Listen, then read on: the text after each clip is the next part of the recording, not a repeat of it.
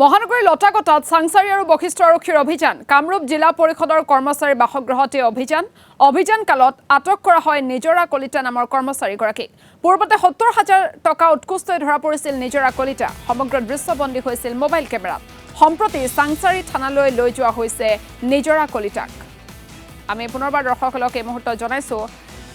মহানগৰীৰ লটাকটাত চাংচাৰী আৰু বশিষ্ঠ আৰক্ষীয়ে অভিযান চলায় কামৰূপ জিলা পৰিষদৰ কৰ্মচাৰীৰ বাসগৃহত এই অভিযান আৰু অভিযান কালত আটক কৰা হয় নিজৰা কলিতা নামৰ কৰ্মচাৰীগৰাকীক পূৰ্বতে ৭০,০০০ টকা উৎকোচলৈ ধৰা পৰিছিল নিজৰা কলিতা নামৰ মহিলাগৰাকী সমগ্ৰ দৃশ্যবন্দী হৈছিল মোবাইল কেমেৰাত আৰু সম্প্ৰতি চাংচাৰী থানালৈ লৈ যোৱা হৈছে নিজৰা কলিতাক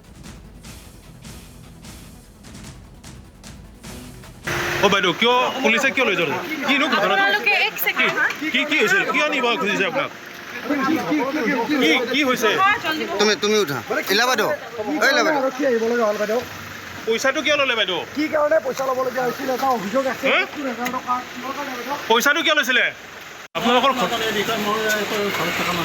আপোনাৰ হেৰি নহয় জানো ৱাইফ নহয় জানো আচ্ছা কি হৈছিল কি কওকচোন পুলিচে আহি কি কৰিছে তেখেতক মানে কিবা ষ্টেটমেণ্ট এটা ল'ব সেইটো কাৰণে লৈ যাব বিচাৰিছে হয় নেকি তেখেতৰ ওপৰত এটা অভিযোগ আছে যে ৭০,০০০ টকা উৎকোচ লৈছিল কথাটো কিমান দূৰ সত্য ক'ৰ পুলিচ একো নাজানো মই যে ৬ বছৰতে ৰিটায়াৰ হৈছিলে এই ঘৰটো অকণমান কিবা কৰিব এতিয়া দুনিয়াৰ ধাৰত ক'ত যায় তেখেত কিহত কৰ্মৰত বৰ্তমান কি ডিপাৰ্টমেণ্টত কৰ্মৰত বিশেষ মহকুমা পৰিষদ এতিয়া বৰ্তমান জিলা পৰিষদ আচ্ছা দাদা আজি ক'ৰ পুলিচ আহিছে ক'ৰ পুলিচ ক'ৰ আহিছিলে